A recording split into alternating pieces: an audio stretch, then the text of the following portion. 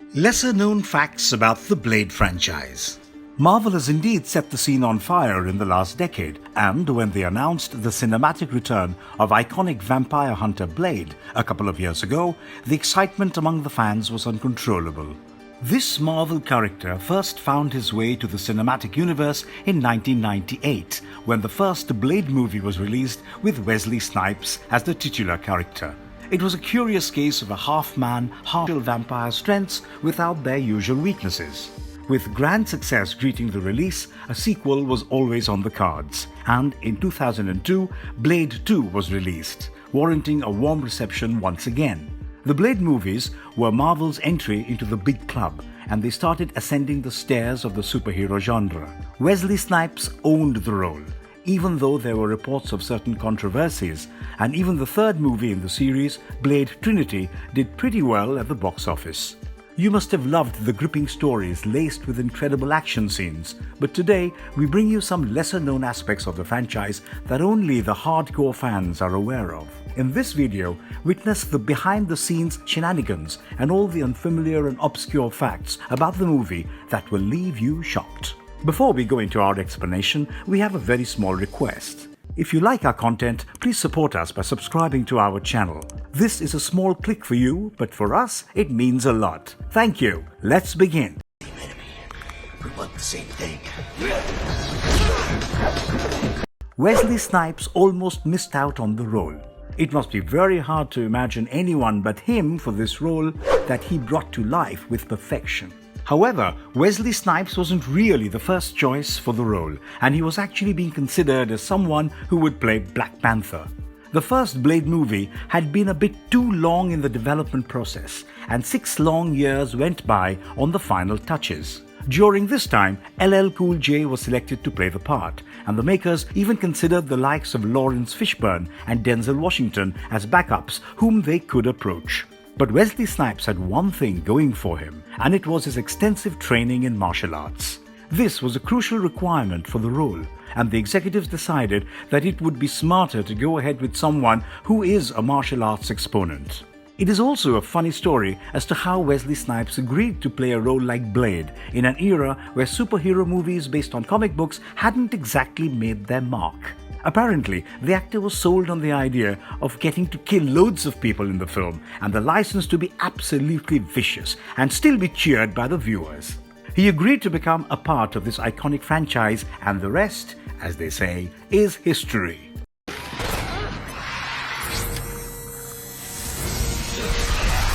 Wesley Snipes didn't really get along with the director, David S. Goyer. Creative differences between directors and actors aren't uncommon, and reports of rifts between them are always around the corner. However, the issues between David S. Goyer and Wesley Snipes became quite serious when the former was directing Blade Trinity. The actor hated the idea of Goyer being brought back to direct the movie. Goyer had previously worked as a writer for the first Blade movie, but the director's position, apparently, made it difficult to work with him. Wesley Snipes has gone on record to say that Blade 2, directed by Guillermo del Toro, is his favorite among the three, and he simply refused to obey orders during the film process. He alleged script changes that minimized his role and refused to comply with even the most simple orders of Goyer, which resulted in some clumsy CGI that had to be used to bridge the gaps.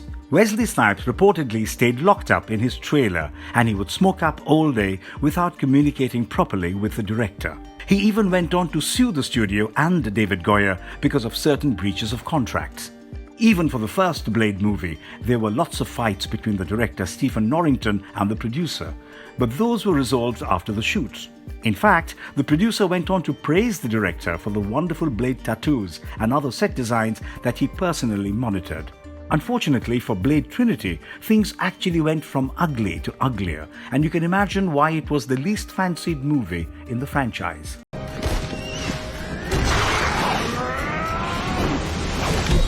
Few know about an alternate Werewolf Ending. There were some changes made in Blade Trinity that Wesley Snipes simply didn't approve of. For instance, the importance allotted to the Night Stalkers, the human vampire hunters, was something he never wanted. However, they were prioritized quite a lot, despite Snipes' protests. And there were even speculations of their own spin-off movie later on. In one of the alternate endings of the movie, they could be seen taking down a werewolf in a strip club. This footage was never used, but it could have been interesting to see a werewolf ending.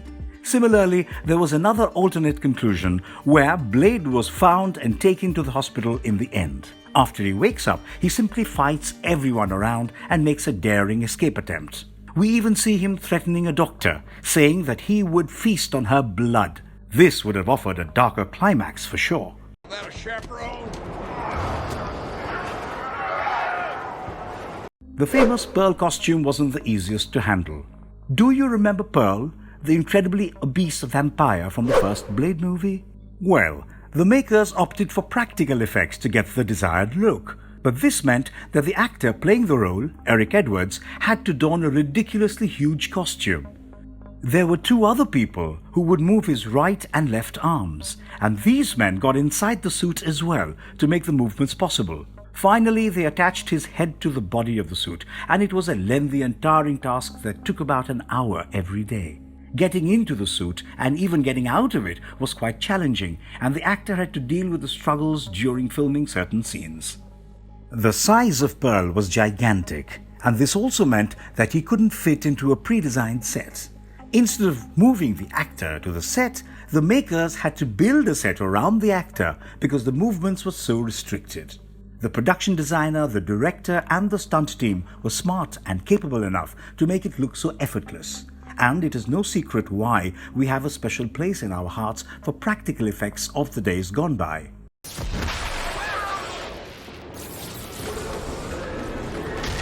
Ryan Reynolds bagged Deadpool because of Blade Trinity. We have all watched and loved Ryan Reynolds as Deadpool, but there is an interesting story behind him getting selected for that role.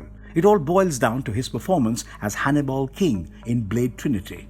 The one-liners were on point, and there was something about his comic timing that impressed the viewers and critics alike. When Wesley Snipes refused to shoot certain scenes, Hannibal King enjoyed more screen time. Later, the actor went on to acknowledge the importance of this role because the character was not very different from Deadpool. His interpretation of Hannibal King and the effortless portrayal of the character definitely got him some brownie points when the casting was finalized for Deadpool.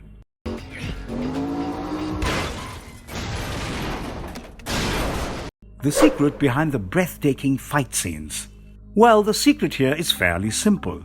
Get people who are good enough to do the stunts. Blade movies are known for some spectacular hand-to-hand combat scenes where Blade gets into some breathtaking fights with the vampires.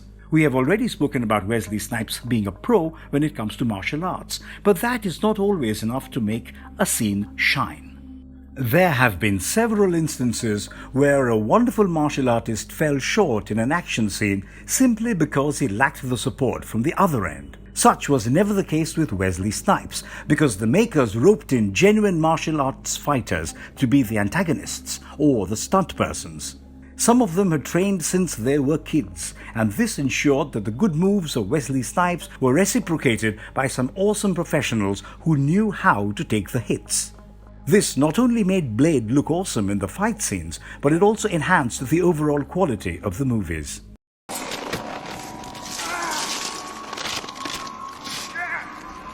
You could have seen Stan Lee and Michael Jackson in cameos. Marvel fans love these little guest appearances by Stan Lee, and we have been used to such cameos in the last decade or so.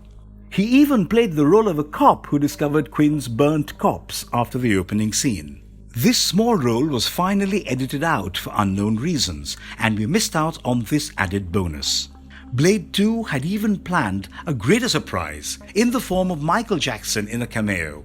He would have played the role of a vampire pimp in the House of Pain, but there were some scheduling conflicts that finally cancelled the possibility.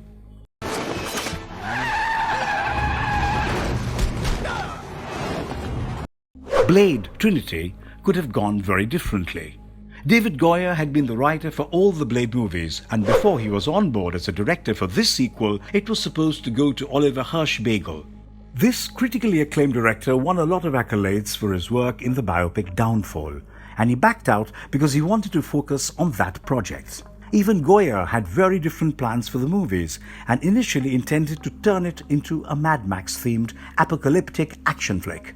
It would be premised in a post-apocalyptic world where vampires roam free and strong. The humans would be the helpless survivors guided by the power and might of Blade, the heroic vampire hunter. However, he eventually dumped the idea because he felt it was becoming a bit too similar to the Planet of the Apes. We don't know about you, but we would have loved a Mad Max-like vampire action drama, and this crazy combination could have worked better than what Blade Trinity turned out to be. What the fuck? Motherfucker! The original movie had to deal with plenty of reshoots. The reason will surprise and amuse you at the same time. When Blade was in production, CGI still hadn't been mastered perfectly. It was not only very expensive, but also the end results were nowhere as good as practical effects. However, despite all odds, the makers wanted to use CGI to amaze the viewers with a terrifying monster. All ideas rested on Deacon Frost, the notorious villain, who was supposed to turn into a CGI monstrosity of swirling blood in the final scene. The high ambitions of the producers soon turned to disappointment because the CGI effects looked terrible. The test audience rejected the look of this villain, and they had to go through a few reshoots to keep him in a humanoid form instead of the CGI garbage.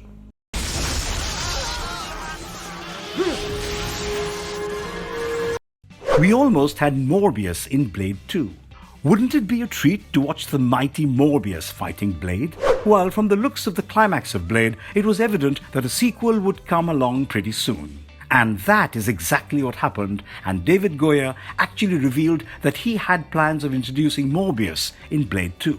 It had happened in comic book storylines before, and so it wouldn't exactly be an impossible duel. However, Sam Raimi was planning to use Morbius in Spider-Man 4, a movie that never got made eventually. He had blocked the character of Morbius, and so he couldn't be used for Blade 2. It would have certainly been a very interesting addition if things had just worked out back then.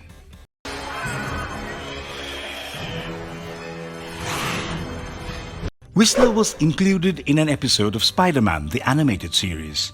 This was easily one of the most loved characters in the series, and Whistler, as Blade's father figure, had to be brought back for the sequel as well. You would be surprised to know that previously this character made a brief appearance in one of the Spider-Man, the animated series episodes. The makers of the show got their hands on Goyer's script, and they were immediately drawn to the character of Whistler, so much that they added him to the story.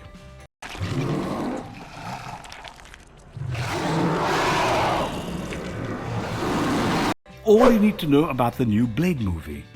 The franchise was phenomenal, and it was rather unfortunate that things came to an untimely halt back in the day. As of now, Marvel Studios is working on a new Blade movie that stars Mahershala Ali as Blade. Wesley Snipes previously revealed that he would love to reprise this role, but maybe because of his repeated run-ins with the law and the troublesome past experiences during the shooting of Blade Trinity, he was not considered. The new movie is quite some time away, and the fans have to be patient, maybe for a couple of years. If the new attempt is as good as the original, it would certainly be worth the wait. And if you liked our content, don't forget to leave a like and subscribe to us if you haven't already. Have a good one and be safe. Thanks everyone.